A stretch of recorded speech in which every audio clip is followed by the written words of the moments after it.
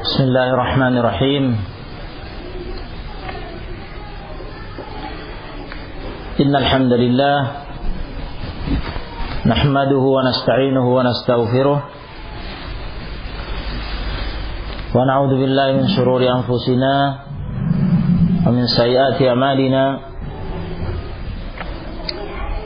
Man yahdihillahu fala mudilla lahu wa man yudlil fala hadiya lahu.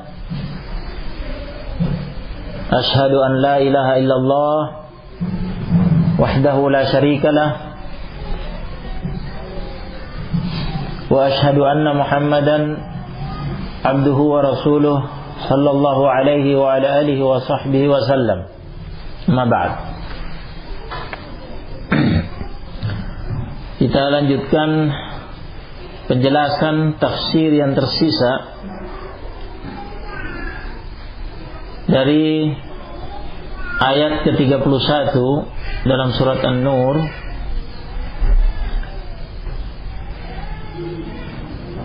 Kelanjutan wala yubdina zinatahunna illa li bu'ulatihinna, dan seterusnya.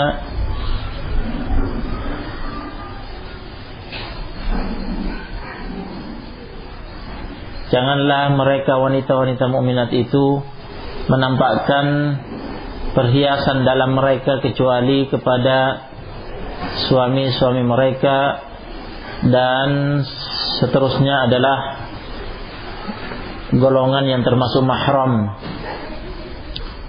selain suami.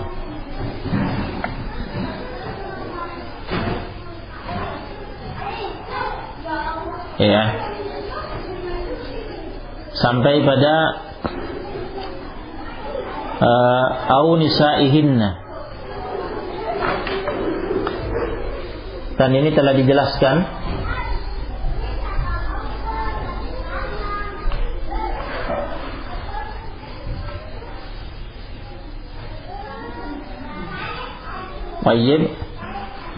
bahwa perhiasan dalam yang dimaksud yang tidak boleh ditampakkan kepada non-mahram, ajnabi yang bukan mahram, tetapi boleh ditampakkan kepada para mahram dari kalangan lelaki yang merupakan mahram, yaitu perhiasan berupa anting yang ada di telinga, kalung yang ada di leher, ya, yang menghiasi kepala jika ada, naam, kemudian gelang, cincin, juga gelang kaki jika ada. Jadi anggota-anggota tubuh yang merupakan tempat diletakkannya perhiasan-perhiasan dalam itu. Jadi dari atas, yaitu kepala, boleh terbuka, ya, bersama wajah tentunya. Bahkan leher bagian atas yang merupakan tempat kalung, dada sedikit bagian atas, ya, merupakan tempat kalung, itu boleh terlihat di hadapan mahram. Kemudian tangan mulai dari ujung jari sampai ke siku, ya, sedikit lengan atas, ini anggota wudu, termasuk anggota wudu.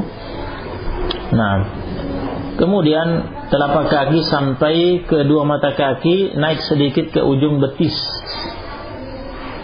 Nah, ujung betis, ini juga bagian merupakan anggota-anggota wudu. Nah, inilah bagian-bagian yang boleh tampak di hadapan mahram dengan pakaian yang sopan, yang tidak seksi, yang tidak ketat, tidak transparan tentunya. Nah, begitu pula halnya yang boleh tampak di hadapan wanita-wanita sesama wanita, tetapi di sini wanita mukminat. Adapun wanita kafirat, ya, maka ini ada khilaf, ada silang pendapat, ya, sebagaimana telah kita pelajari. Nah,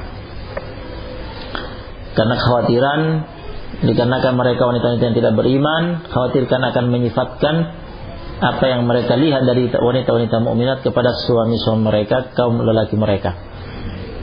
Sehingga memang lebih hati-hatinya hanya ditampakkan di hadapan sama wanita mukminat. Kemudian juga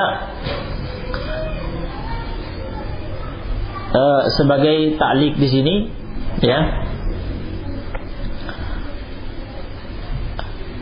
dan sepertinya sudah Anda sampaikan sebelumnya, bahwa dengan ayat ini pula Al-Albani rahimahullah berdalil, ya, membatasi aurat, ya, aurat sesama wanita mukminat yang wajib ditutup adalah seluruh bagian tubuh wanita kecuali bagian-bagian tersebut tadi yang boleh tampak di hadapan mahramnya. Ini Al-Albani rahimahullah menyamakan batasan aurat wanita di hadapan mahram sama dengan batasan aurat wanita di hadapan sesama wanita beriman. Sementara itu pendapat yang lain yang ada di kalangan ulama, dan itu yang difatwakan oleh Ibnu Utsaimin rahimahullah, dan itu mazhab Hambali, bahwa aurat sesama wanita beriman, ya, adalah dari pusar sampai ke lutut. Jadi bagian atas pusar bukan aurat sesama wanita, begitu pula di bawah lutut, ya. Tetapi perlu diingat penjelasan Ibnu Utsaimin rahimahullah dalam menjelaskan makna pendapat ini bukan berarti buka-bukaan secara bebas sesama wanita ketika berkumpul sesama wanita, atau ketika wanita hanya berdua dengan wanita yang lain dan semisalnya, bagian di atas pusar dibuka secara bebas, di bawah lutut dibuka secara bebas, atau misalkan berpakaian pakaian seksi, ketat, transparan, ya, untuk bagian tersebut, ya, bukan begitu prakteknya. Nah, ya, jadi tidak boleh salah paham dalam memahami pendapat ini, ya. Jadi kembali kepada adab dan kebiasaan para wanita sahabiyat, para wanita dari kalangan sahabat Nabi SAW radhiyallahu anhunna pada kehidupan mereka, ya, prakteknya tidak seperti itu jelas. Nah, mereka berpakaian yang sopan, pakai jubah panjang. Jadi prakteknya yang terbuka dari mereka, ya, sesama wanita beriman hanyalah anggota-anggota wudu, ya, anggota-anggota tertentu yang sudah dijelaskan tadi. Nah, ya, tetapi maksud pendapat yang difatwakan oleh rahimahullah tersebut ketika ada hajat yang menuntut, misalkan seorang wanita yang punya bayi yang masih disusui, kemudian ketika sedang bersama dengan wanita-wanita beriman lainnya, anaknya lapar dan butuh untuk disusukan, ya, tidak mengapa dia menyusukan, ya, di hadapan mereka bayi itu, dan dengan itu payudaranya terlihat oleh sesama wanita, tidak masalah, kan itu bukan aurat. Itu maksudnya. Nah, ya, begitu pula misalkan seorang wanita melewati suatu tempat, misalnya dia hendak ke belakang, kemudian misalkan bagian itu tergenang air, ya, becek, kemudian dia mengangkat, ya, dia mengangkat ujung jubahnya atau roknya dan terangkat tinggi, misalkan sampai terlihat betis bagian atas, gitu ya, yang mendekati lutut. Nah, maka tidak mengapa karena ada hajat menuntut untuk melakukan itu, dan itu bukan aurat. Itu praktek, ya, makna dari pendapat tersebut yang mengatakan bahwa aurat sesama wanita beriman batasnya adalah dari pusar ke lutut. Begitu pula ketika memandikan jenazah, misalkan hajat menuntut di sini untuk kesempurnaan memandikan jenazah dan kemudahan dalam memandikan jenazah, maka aurat yang wajib ditutup ada pada mazhab Hambali yang dikatakan Ibnu Utsaimin rahimahullah hanyalah bagian antara pusar dan lutut. Nah, bagian di atas pusar tidak mengapa terbuka, bagian di bawah lutut tidak mengapa terbuka, karena ini memang momen yang menuntut, ya. Ada hajat di situ untuk dimandikan jenazah itu, sehingga bagian itu terbuka tidak mengapa untuk supaya lebih sempurna memandikannya. Yang penting bagian batas antara pusar dan lutut tertutup. Nah, itu makna mazhab tersebut. Adapun menurut mazhab Al-Albani yang sudah disampaikan di awal tadi, yang berdalil dengan ayat ini, meskipun dalam kondisi hajat momen menuntut seperti pada pemandian jenazah, Al-Albani tetap berpendapat bahwa bagian aurat wanita, ya, yang wajib ditutup ketika jenazah dia wanita itu menjadi jenazah yang akan dimandikan, maka wajib ditutup auratnya, ya, seluruhnya, dan yang terbuka hanya bagian-bagian anggota-anggota wudu tadi. Nah, karena itu memang pendapat beliau dalam batasan aurat sesama wanita. Wallahu a'lam. Naam. Kemudian di sini kelanjutan ayat, au ma malakat aimanuhunna. Ya, golongan berikutnya yang para wanita mukminat boleh menampakkan perhiasan dalamnya, ya. Anggota-anggota tubuh tertentu, yaitu bagian-bagian anggota wudu yang sudah dijelaskan itu, yang sama dengan yang boleh diperlihatkan di hadapan mahram, ya, yang juga boleh diperlihatkan di hadapan golongan berikutnya ini, yaitu auma malakat aimanuhunna, ya, atau budak yang dimiliki oleh wanita-wanita beriman itu, budak lelaki yang dimiliki oleh wanita-wanita beriman itu, ya, wanita beriman yang merupakan sayyidah, dia wanita beriman sebagai tuan pemilik budak laki-laki, dia boleh menampakkan bagian-bagian itu, ya, dari tubuhnya di hadapan budak lelaki yang dimilikinya, begitu. Nah, kata Sa'di rahimahullah dalam tafsirnya, fayajuzu lil mamluk idza kana kulluhu lil untha. Jadi boleh bagi seorang budak lelaki apabila, ya, dia merupakan budak yang dimiliki secara utuh oleh seorang wanita, ya. Jadi wanita yang merupakan tuannya itu memiliki dia secara utuh. Jadi dia utuh budaknya, budak wanita itu. Nah, baik. Kalau tidak utuh nggak bisa. Jadi mungkin butuh dijelaskan di sini bahwa dalam memiliki budak itu bisa saja terbagi, ya.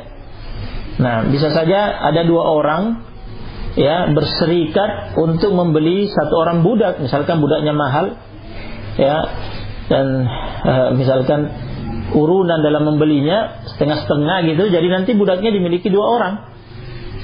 Nah, tuan yang memiliki budak itu dua orang, berarti setengah-setengah. Nah, ini kan tidak bisa, karena jika dia memperlihatkan bagian-bagian itu kepada budaknya ini, padahal dia memiliki budak ini hanya setengahnya saja, setengahnya milik orang lain, sementara itu tidak terpisah dari satu diri budak ini. Nah, begitu pula tuan wanita yang lainnya ingin menampakkan bagian-bagian dari tubuhnya itu yang boleh ditampakkan di hadapan mahram kepada setengah budaknya, ini nggak bisa, karena setengah budaknya juga ada di situ. Setengah bagian yang merupakan budak orang lain ada di situ, jadi tidak bisa kalau tidak utuh. Jadi itu kata Sa'di, idza kana kulluhu lil untha, apabila budak itu utuh, ya, 100% milik wanita tersebut. Nah, an yanzura li sayyidati, boleh budak tersebut untuk memandang kepada tuan wanita, ya, kepada tuannya, wanita merupakan tuannya itu. Madamat malikatan lahu kullihi, ya, selama wanita merupakan tuannya itu memiliki dia, ya, secara utuh 100%. Fa in zalal mulku, ya, apabila kepemilikan budak tersebut sudah hilang, jadi tuan wanita itu sudah, wanita itu bukan lagi tuannya yang memiliki dia, ya. Misalkan sudah dijual ke orang lain, begitu ya. Nah, sehingga sudah lepas kepemilikannya dari dia, sudah menjadi budak milik orang lain. Au ba'duhu, atau hilang kepemilikan wanita itu terhadap budak tersebut sebagiannya, misalkan terjual setengahnya, ya. Baik, terjual setengahnya misalkan, ya, sehingga dia hanya memiliki setengah bagian saja. Nah, maka, ya, lam yajuzun nadhuru, maka tidak boleh budak ini tadi, ya, memandang kepada wanita itu, karena sudah bukan miliknya,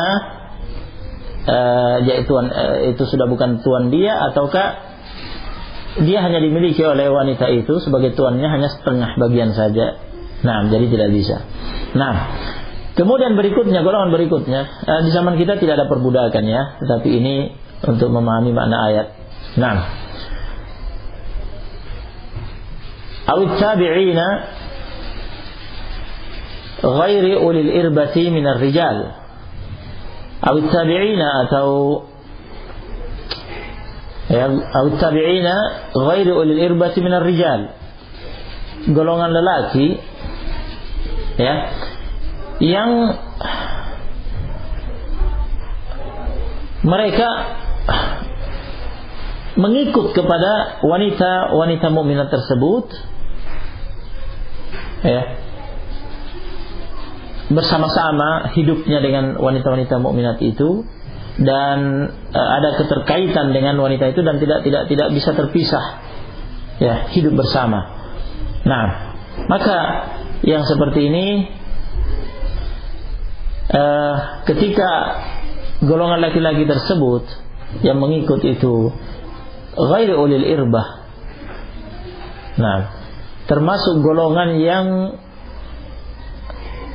tidak punya hasrat kepada wanita, maka, ya, wanita mukminat yang terkait dengan mereka boleh memperlihatkan, menampakkan anggota-anggota tubuh yang ditampakkan di hadapan mahram.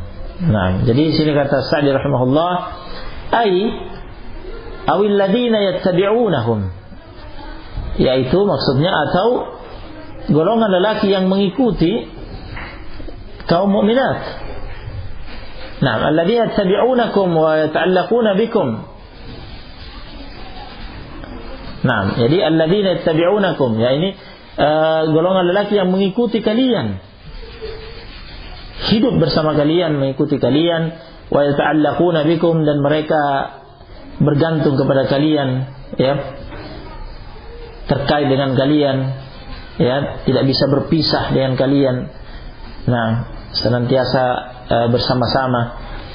Minar rijali, dari kalangan kaum lelaki, alladzina la irbata lahum fi hadhihi syahwa, yang tidak punya hasrat, ya, kemauan, ya, pada diri mereka dalam syahwat ini, dalam hal syahwat ini sudah tidak tergolong tidak punya hasrat, tidak punya kemauan. Nah, ya, kal ma'tuhil ladzi la yadri ma hunat, seperti orang idiot, ya, yang tidak mengerti apa perkara di balik sana, dalam urusan syahwat tidak tahu apa-apa, gitu, tidak mengerti hal-hal begitu. Nah, wa kal innini alladhi lam yabqa lahu syahwah, wa kal innin alladhi lam yabqa lahu syahwah, dan seperti lelaki yang impoten, ya, impoten yang sudah tidak punya syahwat lagi, karena dia impoten jadi tidak ada lagi syahwatnya. Nah, Nah, la fi farjihi wa la fi qalbi, tidak ada syahwat pada kemaluannya dan tidak ada pula syahwat pada hatinya. Maka jenis ini, ya, fa inna hadza la mahdhura min nadrihi, maka sungguhnya ini tidak ada masalah, ya, pada pandangan mereka ketika melihat, memandang bagian-bagian yang boleh dipandang oleh mahram, nah, dari wanita-wanita mukminah tersebut. Nah, baik. Kemudian berikutnya kata Allah Subhanahu wa taala, awit tiflil ladzina lam yadhharu ala auratin nisa, atau, ya, anak-anak kecil yang mereka belum memperhatikan, ya, belum menilik aurat-aurat kaum wanita.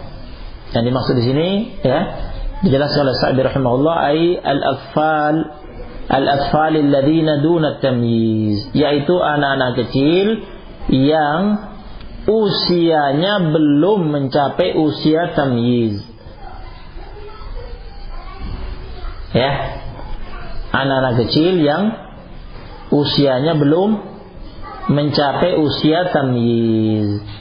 Nah, jadi anak lelaki jika belum mumayyiz, yaitu belum 7 tahun. Notabene-nya anak-anak mumayyiz itu adalah berusia genap 7 tahun. Jadi 7 tahunnya sudah genap, berarti sudah masuk ke melewati gitu ya. Nah, jadi usia 7 tahunnya sudah genap, ini menurut kalender hijriyah. Nah, berdasarkan kelahiran dia, ya, usia dia menurut kalender hijriyah. Segala sesuatu yang terkait dengan hukum syariat yang berkaitan dengan waktu, ya, penanggalan usia dan semisalnya, nah, maka itu acuannya adalah kalender hijriyah, bukan kalender kaum muslimin. Nah, itu yang diperhitungkan dalam syariat. Jadi jika usianya sudah genap 7 tahun berkalender hijriyah, berarti sudah mumayyiz. Jika belum 7 tahun berarti belum mumayyiz. Anak jika belum 7 tahun belum mumayyiz, berarti dia belum berakal. Itulah sebabnya anak yang belum mumayyiz belum diperintahkan untuk sholat, ya, belum dididik untuk sholat.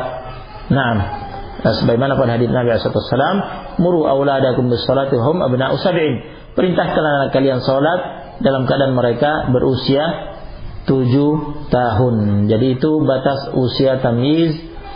Nah, mulai anak itu berakal, disitulah dia mulai diperintahkan beribadah, ya, karena sudah berakal, sudah punya niat, dan ibadahnya mulai diperhitungkan sah, dapat nilai, meskipun nilainya adalah nilai salat sunnah, ibadah sunnah. Nah, dan demikian terkait dengan masalah aurat, ya, kaitannya dengan penjagaan dari fitnah syahwat. Di sini Allah Subhanahu wa taala membolehkan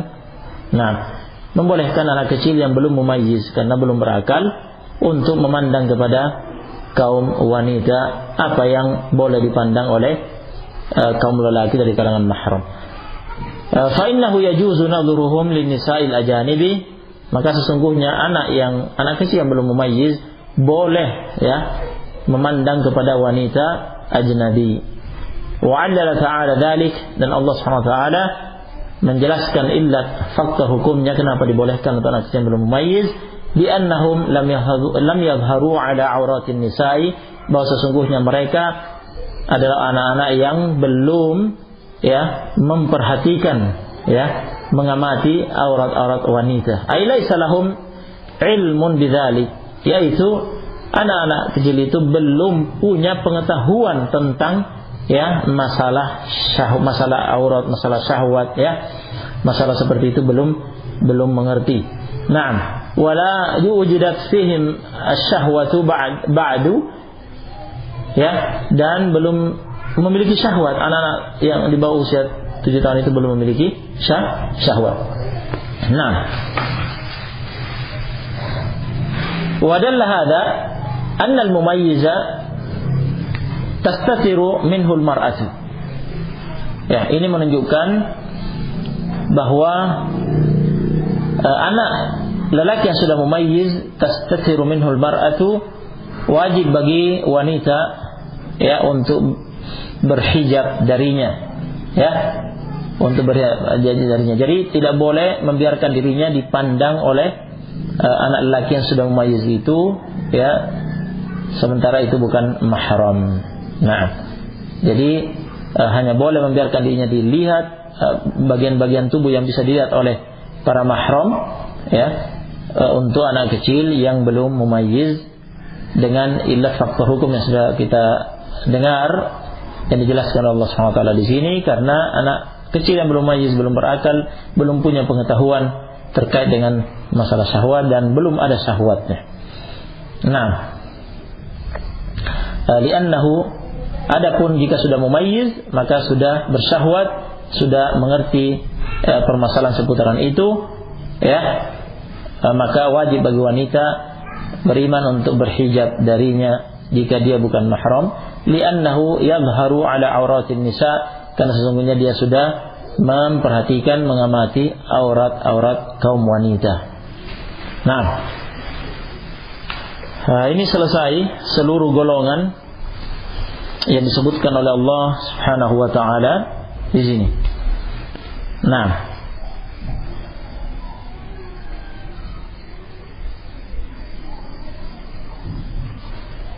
pada kelanjutan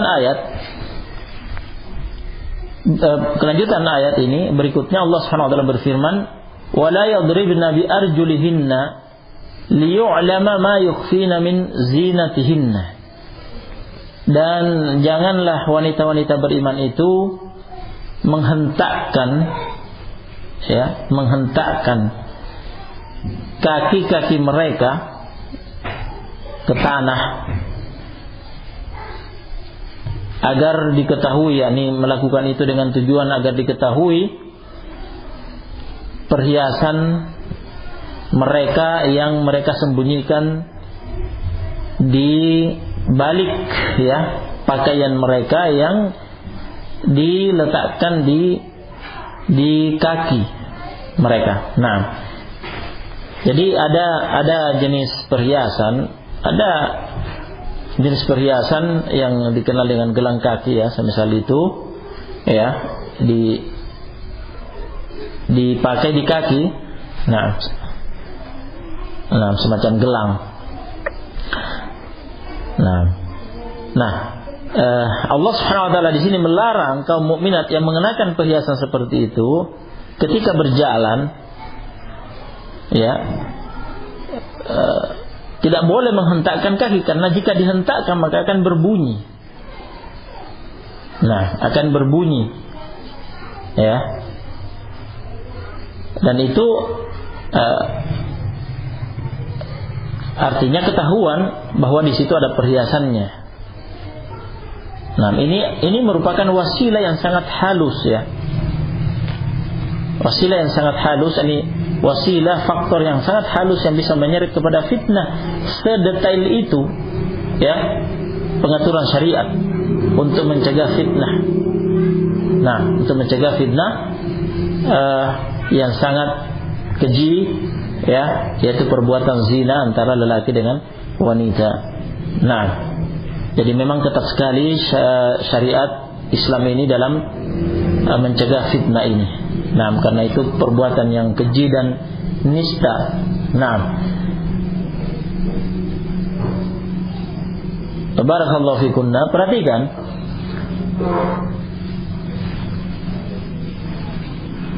ayat ini menunjukkan kepada kita, dan ini dijelaskan oleh ulama, ya, dijelaskan oleh ulama, dan ini dijelaskan pula oleh Al-Imam Al-Albani rahimahullah dalam kitab beliau Jilbabul Mar'ah Al-Muslimah. Jilbabul Mar'ah Al-Muslimah. Nah, bahwa ayat ini menunjukkan ujung kaki sampai ke telapak kaki wanita itu wajib tertutup oleh pakaian. Itu adalah bagian, berarti itu bagian dari aurat. Nah, ya, karena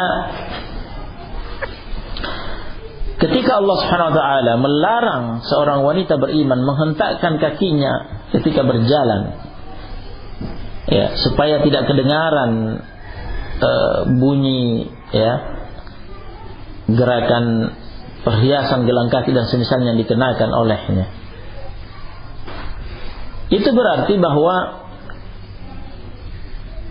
perhiasan yang dikenakan di kaki itu tersembunyi di balik pakaian.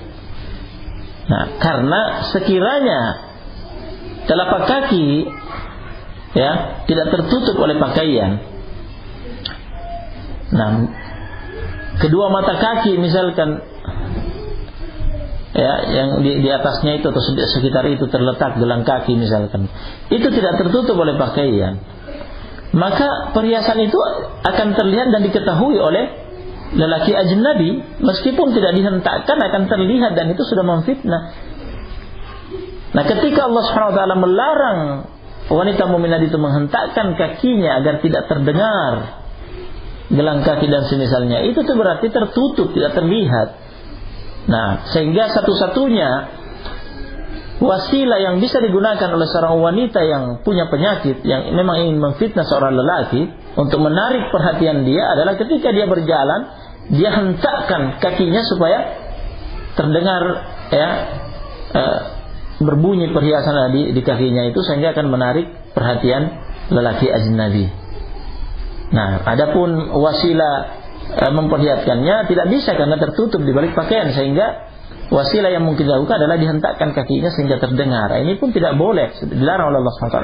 Ini menunjukkan bahwa memang tertutup di balik pakaian. Nah, perhatikan dengan baik. Dari sini kita akan belajar, ya, mendalami masalah ini. Dan ini banyak pelanggaran yang butuh dibenahi di kalangan ummahat dan banat, ya, sebatas informasi yang sampai kepada kami. yakni sebagian ummahat, sebagian banat, dan ini dipastikan terjadi, ya, ternyata roknya atau jubahnya itu tidak sampai menutup mata kakinya, tidak sampai ke telapak kakinya, ya. Sebagian ada yang di atas punggung kakinya, ujung roknya atau ujung jubahnya itu di atas di punggung kakinya, jadi bagian telapak masih tidak tertutup. Bahkan ada yang di atas kedua mata kakinya. Seakan-akan mereka ini tidak mau isbal. Yang dilarang isbal itu adalah laki-laki. Perhatikan, ya. Yang dilarang isbal ma asfala minal ka'bain fahuwa finnar, yang diancam bahwa pakaian yang turun lebih rendah di bawah dua mata kaki tempatnya di neraka. Ancaman itu untuk kaum lelaki, itu tidak berlaku bagi kaum wanita. Dalam syariat itu ada hukum khusus bagi lelaki, ada hukum khusus untuk wanita berdasarkan dalil-dalil. Meskipun pada asalnya hukum yang berlaku bagi laki-laki berlaku bagi wanita, ya, pada asalnya begitu. Tetapi jika ada dalil yang membedakan, maka berbeda hukumnya. Nah, di antara dalil yang menunjukkan, ya, perbedaan hukum itu dan bahwa telapak kaki, punggung kaki, mata kaki, telapak kaki wanita itu adalah, ya, aurat, ya, yang tidak boleh terlihat oleh laki-laki ajnabi, ya, hanya boleh dilihat oleh mahram, kan, seperti kita pelajari, kan, itu masuk anggota wudu sampai ujung betis boleh. Nah, adapun pandangan lelaki ajnabi tidak boleh melihat bagian itu. Artinya wanita beriman wajib berhijab dengan pakaian syar'i yang menghijab, ya, sampai, ya, menutup telapak kakinya. Barang siapa ada wanita beriman berpakaian dengan roknya atau jubahnya ataukah abaya dari luar, hijabnya ternyata lebih tinggi dari telapak kakinya, berarti dia berdosa dan belum melaksanakan kewajiban berhijab dengan hijab syar'i, dan itu mengundang fitnah bagi kaum lelaki. Fattaqinallah, kami nasihatkan untuk bertakwa kepada Allah dan segera bertobat kepada Allah, memperbaiki hal ini. Ya, dalilnya adalah ayat ini yang sedang kita pelajari. Ayat ini dibahas secara khusus oleh Al-Albani rahimahullah dan menukil keterangan ulama yang membahas ini dalam Jilbabul Mar'al Muslimah. Dan sebagai penguat pendalilan ini, ya,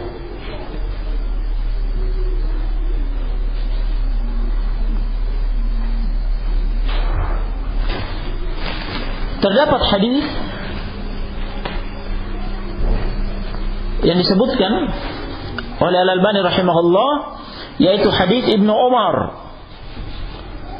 radhiyallahu anhuma, bahwa Nabi alaihi salatu wasallam pernah bersabda, "Man jarra thawbahu khuyala'a lam yanzurillahu ilaihi yaumal qiyamah." Man jarra thawbahu khuyala'a, barang siapa menyeret pakaiannya dalam keadaan dia menyombongkan diri, lam yanzurillahu ilaihi yaumal qiyamah, Allah tidak memandang kepadanya di hari kiamat nanti. Yani tidak memandang kepadanya dengan pandangan rahmat. Ya, adapun dengan pandangan selain pandangan rahmat, maka seluruh makhluk dipandang oleh Allah SWT, dilihat oleh Allah Taala dengan matanya, tetapi pandangan rahmat tidak, itu hukuman atasnya. Ini yang melakukan itu, ya, dengan tujuan menyombongkan diri. Adapun yang melakukan itu dengan tujuan tidak menyombongkan diri, maka dia tidak masuk dalam ancaman ini, tetapi masuk dalam ancaman hadis yang lain yang telah disebutkan sebelumnya, yaitu ma'asfala minal ka'baini fahuwa finnar, pakaian yang lebih rendah daripada dua mata kaki tempatnya dalam neraka, yakni mutlak, umum. Orang yang melakukan itu dengan tujuan, dengan niat ingin menyombongkan diri atau tidak, yang jelas diancam neraka. Adapun yang melakukan itu dengan tujuan menyombongkan diri, selain ancaman neraka, ada ancaman hukuman khusus yang disebutkan di hadits ini, yaitu Allah tidak akan memandang kepadanya dengan pandangan rahmat di hari kiamat nanti.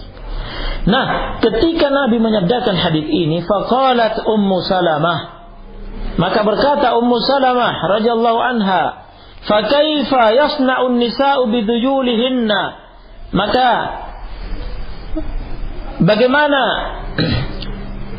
yang diperbuat oleh kaum wanita dengan ujung pakaian mereka? Ya, artinya apakah juga berarti diangkat lebih tinggi di atas dua mata kaki? Kata Nabi SAW bersabda, yurkhina shibran, hendaknya kaum wanita beriman itu menjulurkan ujung pakaiannya, ya, sejengkal ke bawah. Nah, di sini ada perbedaan tafsir di antara ulama. Ada yang menafsirkan menjulurkan, memanjangkan sejengkal ujung kainnya. Ada yang mengatakan diukur dari pertengahan betis. Jadi kalian coba sekarang jengkal betisnya dari tengah, coba dijengkal, mesti akan dapat telapak kaki, di bawah telapak kaki. Ya, jengkal dari pertengahan betis, satu jengkal ke bawah mesti, ya, itu di bawah telapak kaki sedikit. Artinya berarti Nabi memerintahkan agar dijulurkan ujung pakaian itu, rok atau jubah, ya, abaya, jilbab, ya, sejengkal dari pertengahan betis, berarti sampai ke telapak kaki. Nah, sampai ke telapak kaki. Menurut pendapat yang kedua menafsirkan yurkhina sibran, hendaknya mereka menjulurkan ujung pakaiannya sejengkal itu dari mata kaki, mengukurnya. Coba dijengkal dari mata kaki, ya, coba dijengkal dari mata kaki, satu jengkal berapa panjangnya? Artinya terseret itu di tanah. Nah, terseret. Nah, menurut pendapat ini berarti bahkan ada ujung kain yang terseret. Nah, faqalat, maka berkata lagi Ummu Salamah radhiyallahu anha, idzan tankashif, idzan ya tankashif aqdamuhunna, tankashif aqdamuhunna. Nah, jika demikian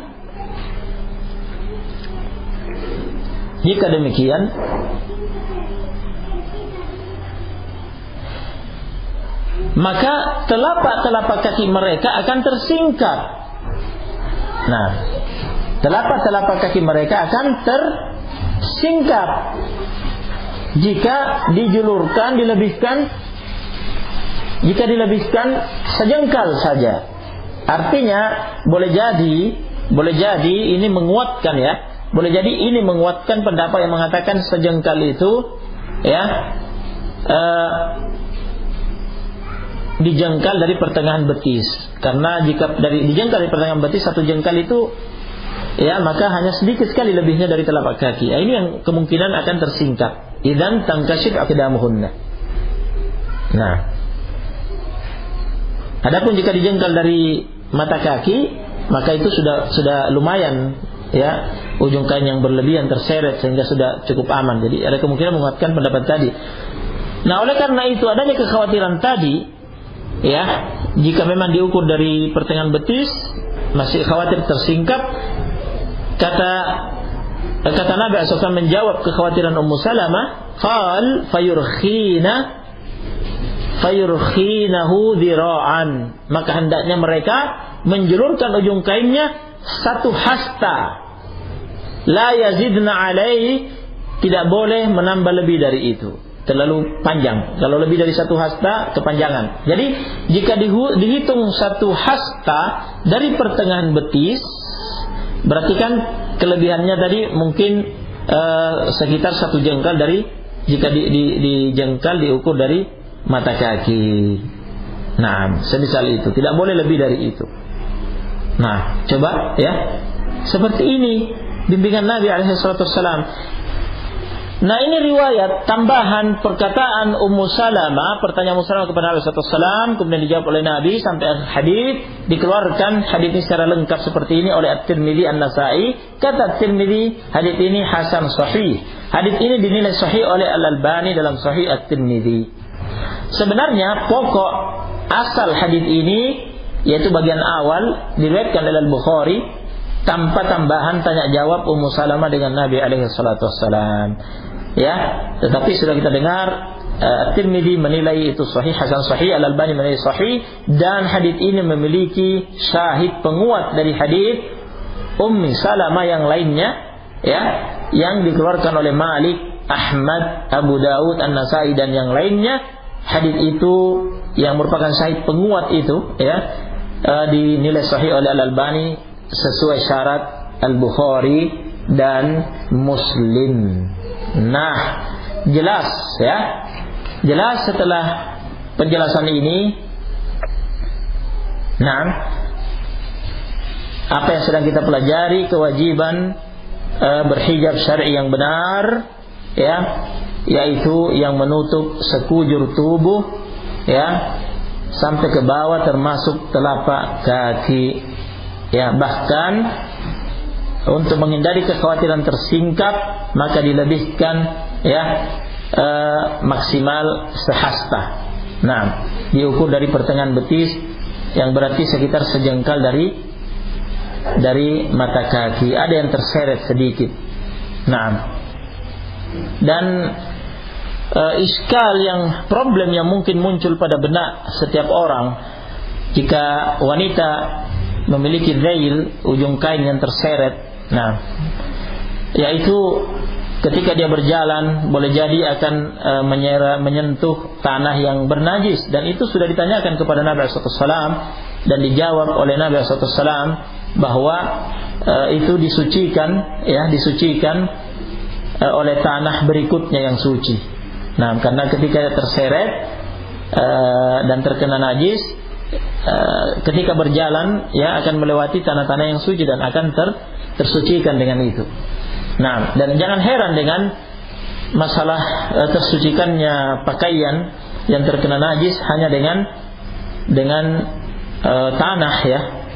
Ada yang semisal dengan ini, yaitu hadis lain yang terkait dengan sunnah solat pakai sandal.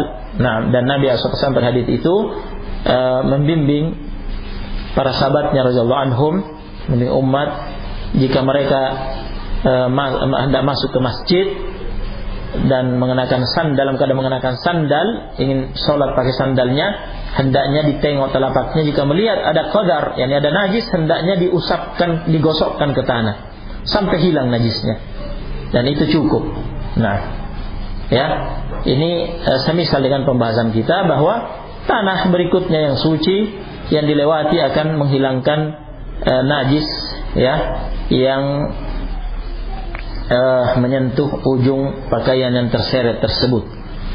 Nah, perhatikan, mungkin juga ada ya kemudian yang berpikir ya, berpikir tentang ini, kita di zaman modern seperti ini ya, naam, dan atau mengatakan kalau masalah itu memang bahaya, kalau sampai mengatakan kita di zaman modern tidak cocok, itu bahaya. Itu nanti masuknya ke aliran modernisme ya, yang disebut dengan aliran hadatsah. Modernisme itu ingin menyesuaikan syariat dengan modernnya zaman ya, modernisasi agama. Itu kan merupakan kemurtadan kalau itu. Ini sudah tidak relevan dengan kemajuan zaman, dengan kemodernan zaman, itu kemurtadan kalau itu. Nah, tetapi mungkin ada yang hal lain yang ini muncul pada sebagian orang, mengatakan ini kan struktur tanah kita berbeda dengan struktur tanah yang ada di Arab Saudi. Di sana kan tanah berpasir. Kalau kita kan tanah liat dan semisalnya, bukan berpasir. Apakah juga berlaku? Ya, jawabannya jangan suka berdalam-dalam dalam masalah syariat, berpikir terlalu mendalam ya, takalluf ya, berlebihan seperti itu, karena Nabi alaihi salatu wassalam diutus oleh Allah Subhanahu wa taala ya, bersabda dengan hadis yang berlaku untuk seluruh umatnya. Dan pada hadis-hadis itu tidak ada pembatasan bahwa itu hanya di Arab Saudi yang tanahnya berpasir berbeda dengan negeri yang lainnya. Nah, dan itu hadis untuk seluruh umat. Nah, barakallahu fikum. Jadi hati-hati, dan ini subhanallah, pemikiran ini pernah muncul, mungkin boleh jadi muncul dari pribadi orang itu atau pertanyaan dari orang lain yang ditampung, kemudian ditanyakan kepada seorang syekh. Jadi pernah seorang ustadz menanyakan langsung ke Syekh Abdullah Al-Bukhari, dan anak ada hadir di situ ya, dan memang bukan majelis terbuka ya, nah bukan majelis ta'lim ya. Ditanyakan masalah ini kepada Syekh Abdullah Al-Bukhari ya, sehingga ya maksudnya barangkali ada udzur kalau di negeri kita, jadi tidak usah ada pakai kain berlebih begitu ya, dipas-paskan saja misalkan. Nah, dijawab dengan tegas oleh Syekh Abdul Bukhari bahwa hadisnya umum ya, itu berlaku untuk seluruh kaum wanita dimanapun berada. Nah, jadi ini jelas. Nah, dan juga efeknya ketika muncul pemikiran seperti itu. Nah, artinya andaikan ingin mencukupkan diri dengan shibr tadi. Nah, shibr tadi. Nah, yaitu berarti kalau diukur shibr dari kan ada dua tafsiran tadi. Jadi memang yang aman adalah dilebihkan, karena ada dua tafsir. Ada yang mengatakan shibr itu sejengkal itu dari pertengahan betis, berarti di bawahnya telapak kaki sedikit. Ada yang mengatakan shibr yurkhina shibran itu sejengkal itu dari mata kaki, yang berarti memang ada ujung kain yang terseret. Nah, itu yang lebih aman. Nah, ada melewati dan ada yang terseret supaya aman, tidak tersingkap. Nah, ketika masalah ini dibuka akibatnya Allahul Musta'an, kita mendapati apa yang sudah ana tambihkan di awal. Ada sebagian umat bahkan ditiru oleh banat, akhwat, ya,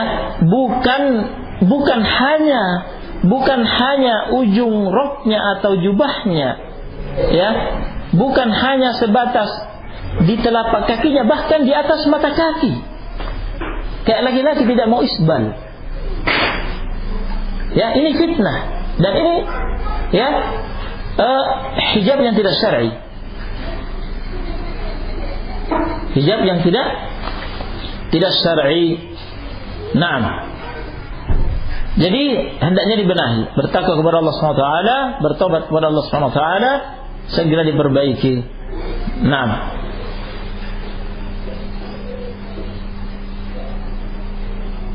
Ya, ini karena waktu, ya, mungkin kami cukupkan sampai di sini pembahasannya.